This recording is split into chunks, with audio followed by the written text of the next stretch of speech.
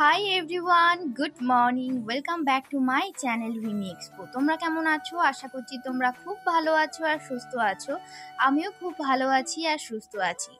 আগের ভিডিওতেই তোমাদেরকে বলেছিলাম যে আমার আম্মা কেমন আছে সেটা তোমাদেরকে আমি দেখাবো। তো এই ভিডিওতেই তোমাদেরকে আমি দেখিয়ে দেবো যে আমার আম্মার কি অবস্থা। তো সকাল থেকেই দেখতে পাচ্ছ একদম মেঘ করে গেছে, আর এই যে আমি ছাদে জামা কাপড়গুলো তুলতে এসেছি, আর বলতে না বলতেই দেখো একদম ঝিরঝির করে বৃষ্টি কিন্তু চলে এসেছে। আর আমাদের এই পেয়ারা গাছটায় প্রচুর পেয়ারা ধরেছে, ঠিক আছে, বর্ষাকালের পেয়ারা বুঝতেই পারছো। এই পেয়ারাগুলো ছোট থাকতে থাকতে খেয়ে নিতে হবে। বেশি পেকে গেলে মানে দেখতেই পাচ্ছ অনেক পেয়ারা কিন্তু একদম পাকা হয়ে আছে, ওই পাকা পেয়ারাগুলো কিন্তু খাওয়া যাবে না। ওই পাকা পেয়ারার ভেতরে কিন্তু অনেক পোকা হয়ে গেছে, এবার ওই পেয়ারাগুলো পাখিতে, বানরে, ইঁদুরে পর্যন্ত খেয়ে নিচ্ছে, ঠিক আছে। তো বৃষ্টি এসে গেছে, এখন চলো আমি নিচে চলে যাব।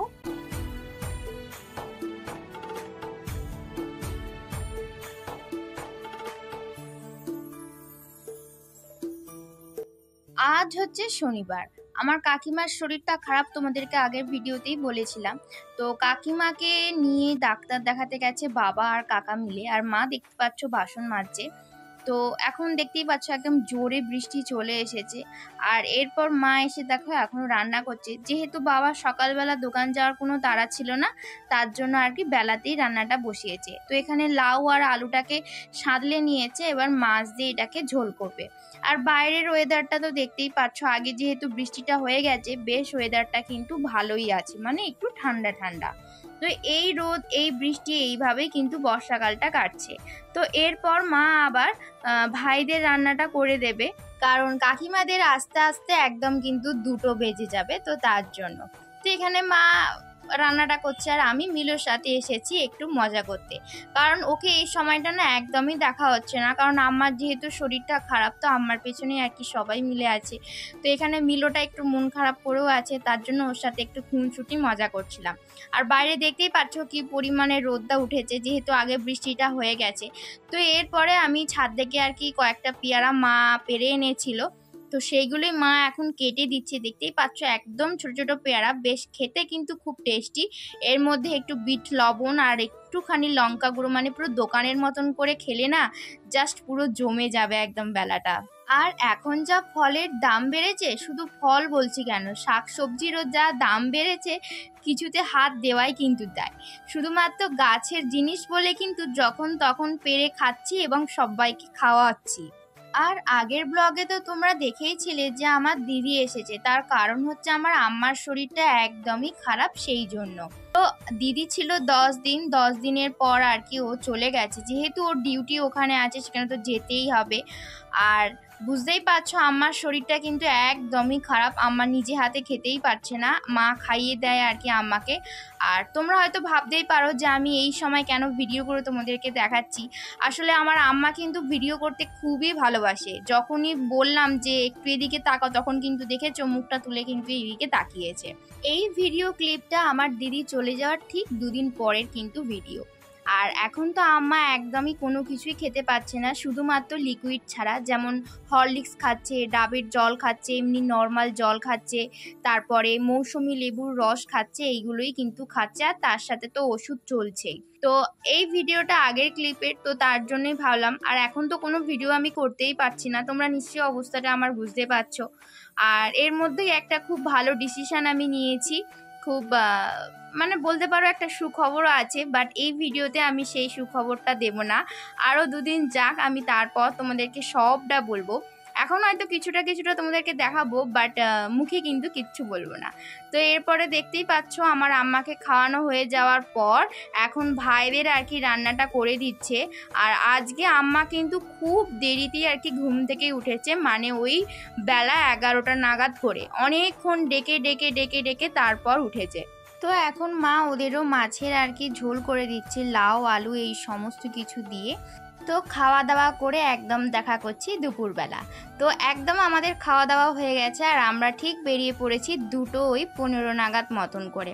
আর এখন ওয়েদারটা দেখতেই পাচ্ছ, দেখে মনে হচ্ছে না একদম দুপুরবেলা। তো এখানে কোলাঘাটে এসেছি, কোলাঘাটে বাবার একটা ছোট্ট কাজ ছিল, সেই কাজটা মেটানো হয়ে গেছে। এবার যাচ্ছি কোলাঘাটেরই একটা ব্যাগের দোকানে। তো এখান থেকে আমরা ট্রলি ব্যাগ দেখছিলাম, বাট একটাও পছন্দ হয়নি, আর যেগুলো পছন্দ হচ্ছিল সেগুলোর দাম অতিরিক্ত বলছিল। তো এখান থেকে পিঠে ব্যাগটাই নিয়েছি, স্কাই ব্যাগ। তো ওটা তো নেওয়া হয়ে গেছে, এবার ট্রলি ব্যাগটা নিতে হবে। বাট বাবা কিন্তু বাগনান থেকে গিয়ে ট্রলি ব্যাগটা আনবে, তো সেটা তো আমি জানতামই না। তো এবার আমরা বাড়ি চলে যাচ্ছি, দেখতেই পাচ্ছ ওয়েদারটা খুবই সুন্দর, আর কোলাঘাটের ওপর দিয়ে যাচ্ছি মানে বুঝতেই পারছো। তো চলো এখন বাড়ি যাওয়া যাক। আর এই এত কিছু, ওই যে ট্রলি ব্যাগ, তারপরে স্কাই ব্যাগ, এই যে এত কিছু কিনছি, এগুলো কিন্তু সবই ওই সুখবরটার জন্য। কিন্তু তোমাদেরকে ওই সুখবরটা পেতে গেলে একটু তো ওয়েট করতেই হবে। আমি এখন বলতে চাইছি না, বাট বলবো, অবশ্যই বলবো। তো বাড়ি এসে গেছি, বাড়ি এসে আমি একটু রেস্ট নিচ্ছিলাম, আর বাবা কিন্তু আবার বেরিয়ে বাগনান চলে গেছিলো। বাবার একটা ছোট্ট কাজও ছিল, আর বাবা কিন্তু এই ট্রলি ব্যাগটা বাগনান থেকেই নিয়ে এসেছে। ওই যে বাগনান বামাচরণ গলির পাশে যেই ব্যাগের দোকানটা, ঠিক ওই দোকান থেকেই নিয়ে এসেছে।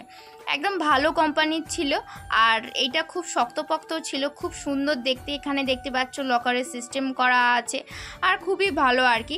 আর এর সাথে কিন্তু একটা বোতলও ফ্রি দিয়েছে। তো চলো আগে এটা দেখে নাও, তারপর তোমাদেরকে বোতলটা দেখাচ্ছি। বোতলটাও খুবই সুন্দর, দেখতেই পাচ্ছ একটা কালো কালারের ওপর।